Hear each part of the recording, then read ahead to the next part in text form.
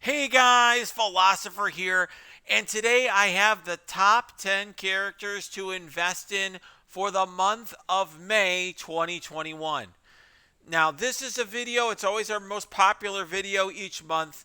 And what we do in this video is we don't focus on who the most powerful characters are right now, this second. In other words, Thanos, for example, won't be on our list, even though he's still great. Ebony Maw. These are very good characters, but you know what? Their best days are behind them. Same with Phoenix. These are characters who have seen their better days. What we're going to be focusing on is characters that are going to hold their value over time. Now, obviously, with this game, the insane power creep, it's hard to know how long a character is going to last, but we're trying to find those characters that we think are so OP right now, or provide such an important niche in the game that they're going to hold value in the important game modes for at least the next several months to make them worth investing your resources in. All right, so what I'm going to do is, just so you know, this isn't a list that I do just by myself. I create the initial draft, I show it to a lot of other top players, people who I really respect in the game, and I get views of a bunch of different people, and then alter the list based on all their feedback. And this list, we have some significant changes here. I do want to go to them. I did it up here in a PowerPoint. So first of all, first one, I want to talk about who's out by honorable on the honorable mentions, and I'll go through each one of these. Shuri, we used to have in the honorable mention just because she was used basically in every raid. She was used in the tech section of Doom. She was used in the tech nodes in the Greek raids, or Wakanda nodes in the Gamma raid. Unfortunately now, with Kestrel being a tech character and pumping out so much damage, it's a lot easier to one-shot those tech nodes. You don't really need Shuri. She's still a great choice. She's still a great character, but not as important as she used to be. Same thing with Ultron. Very excited about his red stars. When that announcement came out, that's why he was on here. But now that we know that he's limited to 3 red stars and the system to get them is total garbage, I'm not that excited about him. In fact, one of my alliance mates, Inept, did testing of his 3 red star Ultron all over the place to see if it really made any kind of difference, and we couldn't notice any difference in what he was able to do. Taskmaster's out just because now there's an important counter to his team in Alliance War in terms of skilletary, and then he's just less essential in the skill nodes now that Kestrel's in the game. And Polaris, she's very good. She's part of an important team, but frankly, that team, she's dropped from the team when they make hybrids. It's really the dad bros that are there. She hasn't really had an impact outside of her team. So that's really what we see there. It's just she's too slow, and you could get more from other characters. It's really the dad bros that we're seeing everywhere other than on the full synergy team. All right, now let's go to our honorable mentions, and we've got a whole bunch of them this time. And one of them that I will say there was some disagreement about was Emma Frost. Now, I originally had dropped her off of this list. She had been, ranked a couple months ago. Last month she was an honorable mention. And, this month I thought about dropping her off. But actually, one of the players really made a pitch for her, saying that she's still important right now in Arena. Not important in more defense, but she's very important in Arena. Part of that meta, not in every team, but she's there, particularly on attack, to give you a speed advantage if the other side doesn't have Emma and has the same character as you. You can break that tie. So still valuable. Obviously has a great kit. She may move to war offense sometime soon. You may see that team broken up. And of course, eventually I totally can see her getting her own team. Definitely a safe character to invest in, but right now I view her use as more or less niche in Arena. All right, let's go to our next honorable mention, and that is White Tiger. Only, of course, with the full Shadowland team. White Tiger is clearly the character that you most want to invest in in that team. The team is absolutely fantastic, really important team. The best team right now, I would say, in terms of full synergy team in Alliance War offense. That said, she's got a certain shelf life. Right now, she does really well because her stats are huge, so she gets kills, which get her turn meter. As those stats get power crept, as more OP characters come to the game, I think her value will go down in the same way that, let's say, X Force's value went down. But very valuable, going to be valuable for months to come on War Offense. She's also only a War Offense character. Don't see you seeing her in and using her in any other game mode. All right, next honorable mention, that's Doc Ock. Now, Doc Ock has a huge falling here. He's a good character, and I originally, actually last month, had him up in the 5 spot. He dropped all the way down to honorable mention, and that's just because I originally thought he was going to be part of the new arena meta now that Black Order was broken up. He's really not. I mean, he's very rarely in arena teams, only a niche use there. His full team on War Defense is not really doing as well due to symbiotes and Axemen killing his summons. So he's really going to ultimately, I think, move to War Offense and, kind of be used in hybrid teams. Still a very good character, still a very good kit, but definitely not as useful as he looked just a couple months ago. All right.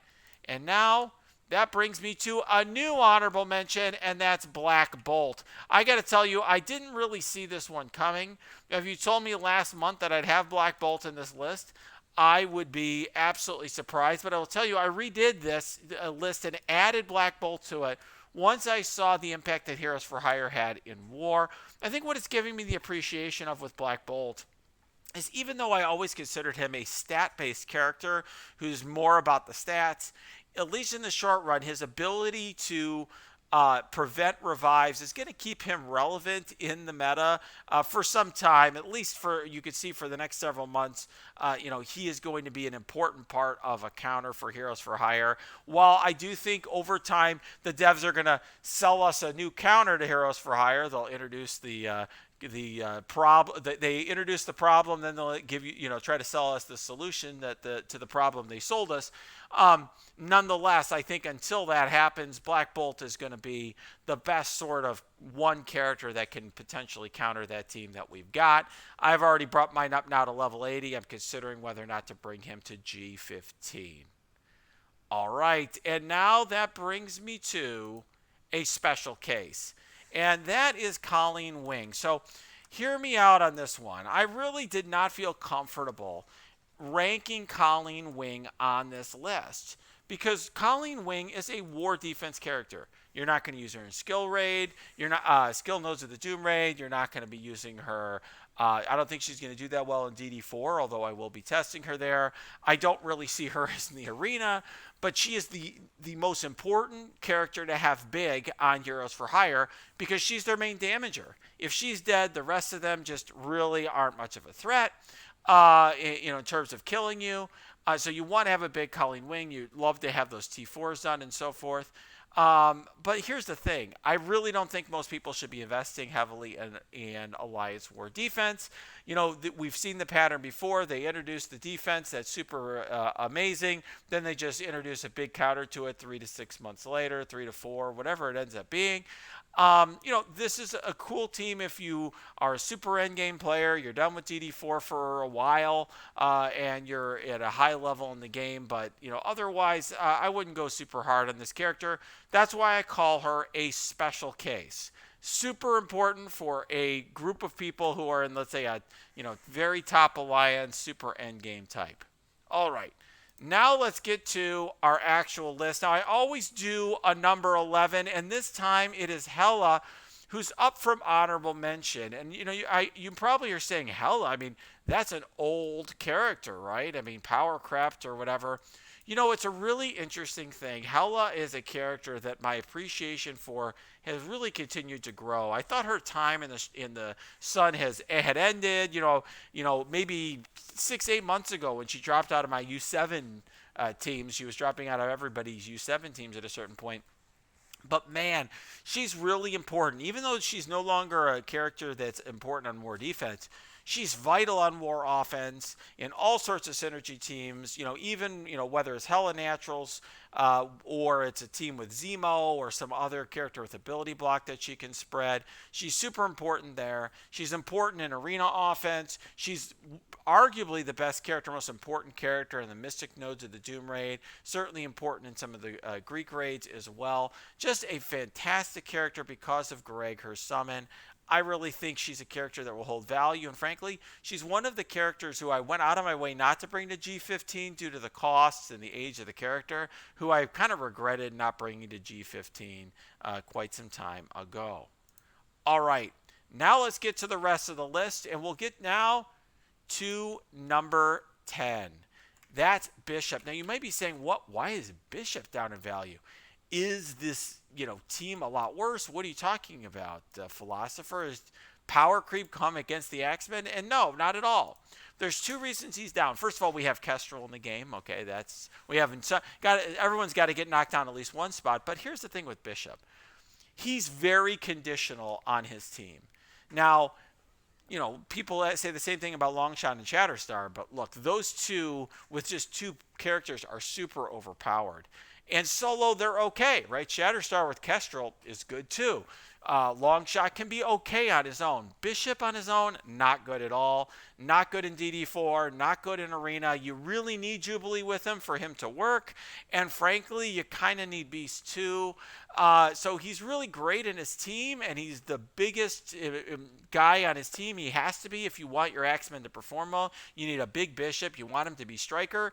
You don't want to have him a skirmisher or a tiny bishop. That won't work well because it's all about getting those killing blows and killing off enemies to get turn meter. But look, he's more of a character on his team, kind of like how White Tiger is really on her team, but certainly a very versatile team, very important character, and he deserves to be in the top 10 characters to invest in. All right, now let's go to number 9, and that's Symbiote Spider-Man. Now, he's an oldie but goodie. You may be wondering, Symbiote Spider-Man, old character. A lot of you have already invested in him. And here's the thing about Symbiote Spider-Man. He is the leader and the engine that makes the most important bio team work.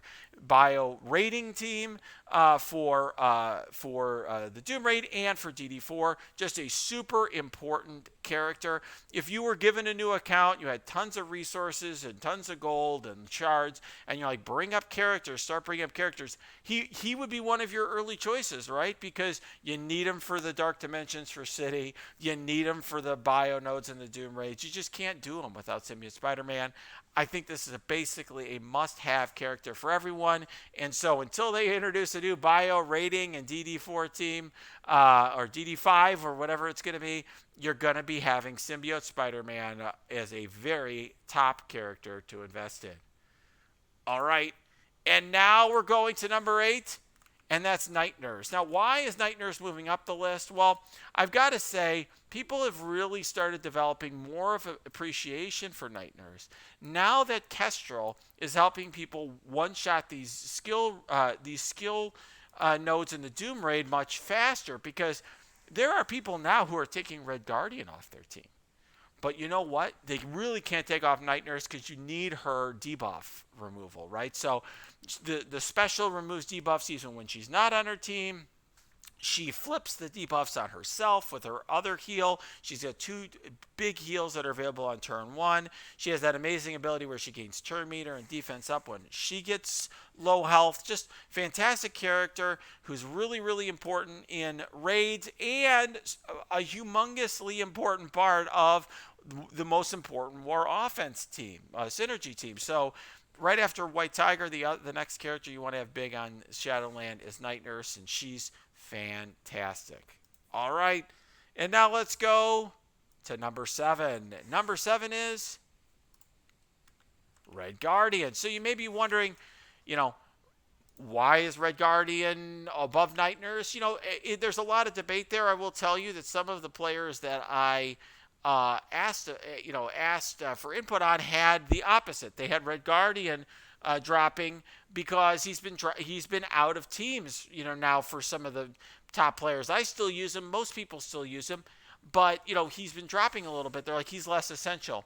Here's the thing: if you're just getting into the Doom Raid, Having a Red Guardian at even, let's say, G13 level 75 or G13 level 80 will get you past the first node, possibly the second node.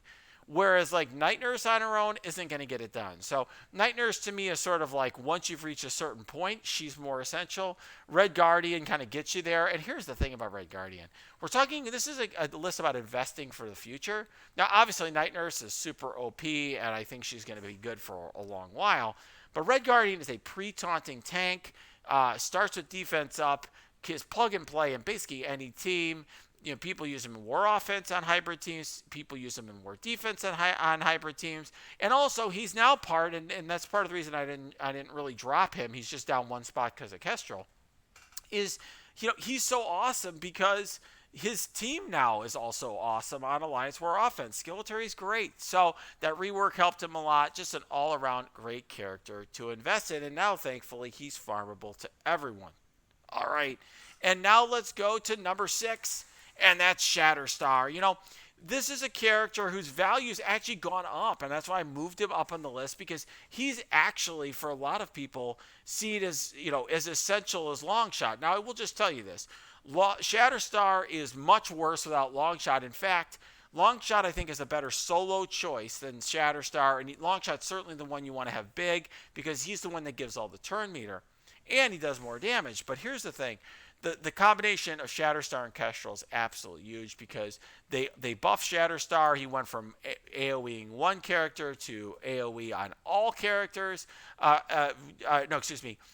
Putting defense down on one character to putting defense down on all characters for 2 turns, and that has insane synergy with Kestrel. So right now that combo is absurd. People are running the Dad Bros with Kestrel everywhere, which it doesn't surprise probably a lot of you who watch this channel, because I've been pushing this duo for quite some time. It's just a super OP pair, but it's interesting to see everybody catching up to that. It's definitely a conventional wisdom now that the Dad Bros are, 2 of the very best characters in the game, and Shatterstar belongs right there.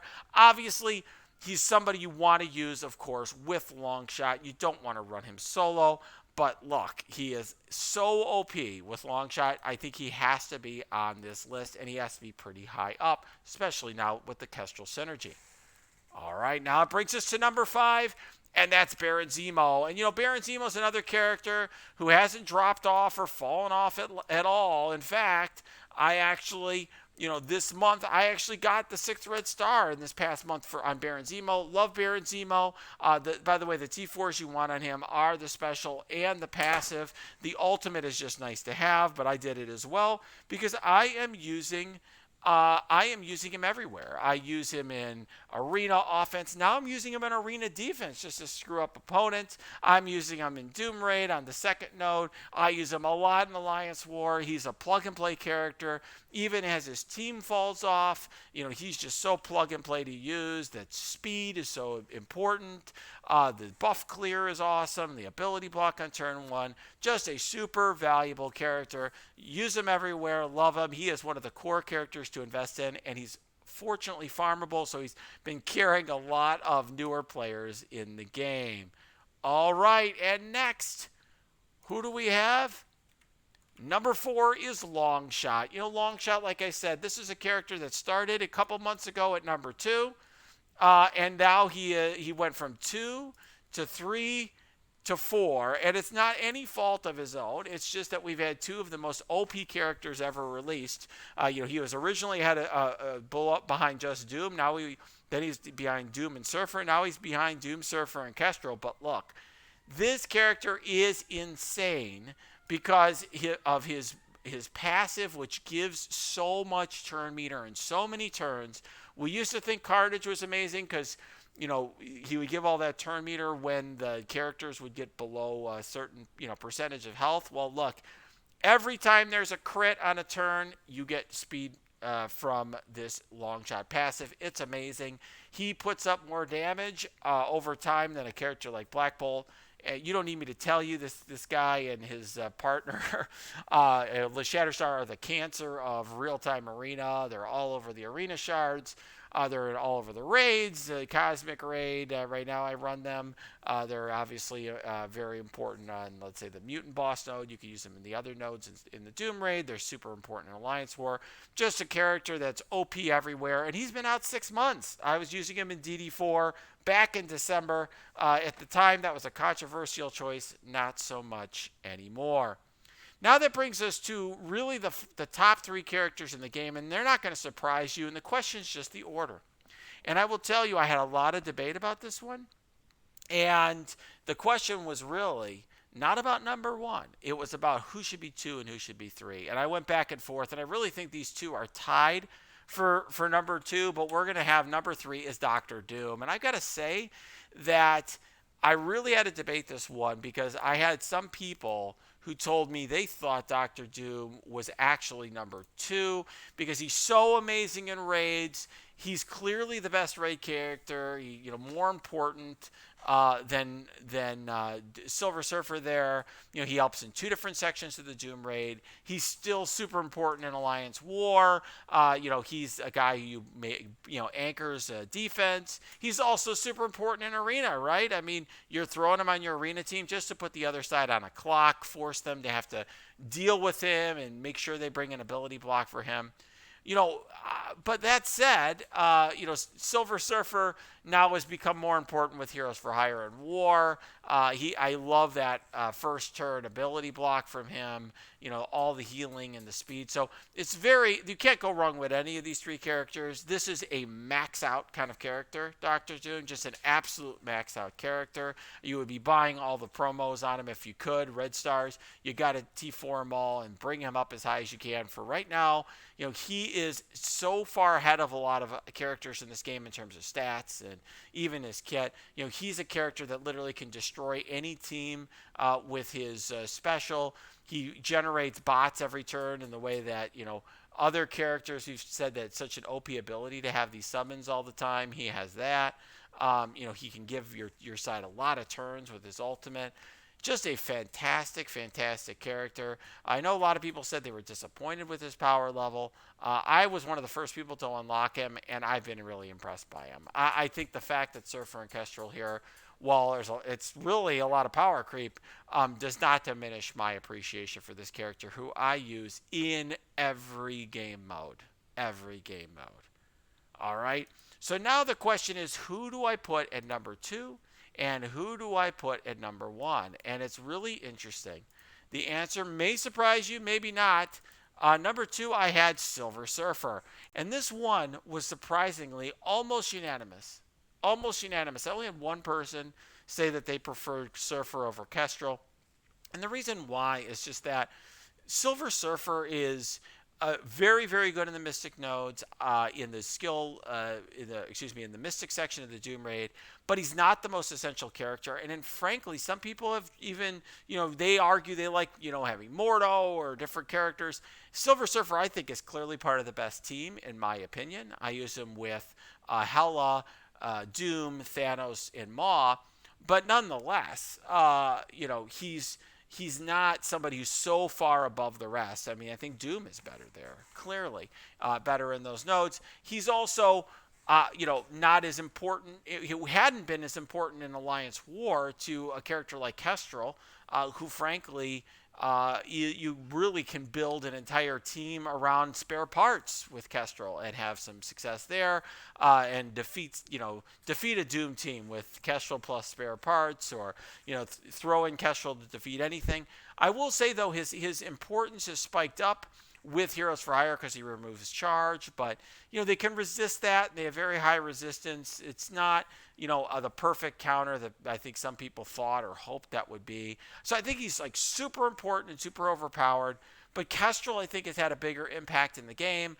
But look, he's another max out character, max gear, max stars, max T4s. I use gold promos to get his 6th red star. Absolutely should be getting up his yellow and red stars as much as possible. He's a super high impact character, and you have to believe that this character is, with his kit, perhaps the best basic in the game, for example. this amazing removing charge ability and the turn 1 and 2 ability block for 2 turns. He's going to have a lot of staying power in this game, right? All the healing, getting rid of debuffs on his basic, stealing buffs. Just amazing, amazing character. A character that everyone should be investing in. And that brings me, of course, to our final character. And it's not going to be any surprise to you that it's Kestrel. And I got to say to you, what surprises me a little bit, actually, is that I do have Kestrel above these other two. If you told me, even when this character was released, that, oh, she's going to be above, Doctor Doom or Silver Surfer, I would be surprised. I certainly recognize she was a top 3 character. I told you guys that as soon as I got all the stats and stuff. And in fact, I really encourage free-to-play players to go hard on her. And I know I've gotten all these messages from free-to-play players who have a 5-star, and one guy had a 6 stars on Kestrel. He must have been pretty lucky with those drops, but kudos to him for blowing his core bank on those energy refreshes for the event. But look, Kestrel is awesome for everybody. If you're watching this video in May of 2021, you most likely have some stars on Kestrel that you've received for free through this event. Even if you're free to play, even if you're a new player who could just get through beginner, you'll have her unlocked, and that's amazing. This character is transforming everything from new player arena and DD2 and DD3. I'm hearing all these reports to transforming how we run the Doom Raid. She has gone. Skill nodes in the Doom Raid used to be like you were going with a Nerf bat against the enemy, and now it's just insane. It's so much easier to one-shot those nodes. Tech's easier to one-shot now by a wide margin. It used to be hard to one-shot the boss. Now it's pretty easy in comparison. She's had such a drastic impact in war. I will talk to you guys soon about a war that I had that totally was won at Diamond amongst 2 Diamond alliances, based on how each side used their Kestrel. So it's just, she's so impactful. It has transformed the game in so many ways. I see this character having a ton of value for a long time, even as her stats get power crept, because preventing the clones, preventing summons, that's huge. The ability to stop people from reviving, as we saw with Black Bolt, that could be very useful. And then obviously that out of turn ping is huge. You've seen Thor, who's been around for a long time, because he can do damage outside of his own turn, still has value. Kestrel has that in her kit as well, plus the ability to heal on her turn and get rid of debuffs. Just super, super powerful. All right, guys. So tell me what you think. Look, this is obviously everyone's got different views, but this is the best consensus view I could get of the best characters to invest in. If you disagree, let me know in the comments. Or if you agree, let me know in the comments. Also, check out our Discord. We have lots of discussion there about how to best build and invest in your roster. And then also check out our Twitch stream. That's below. We stream on most weeknights there.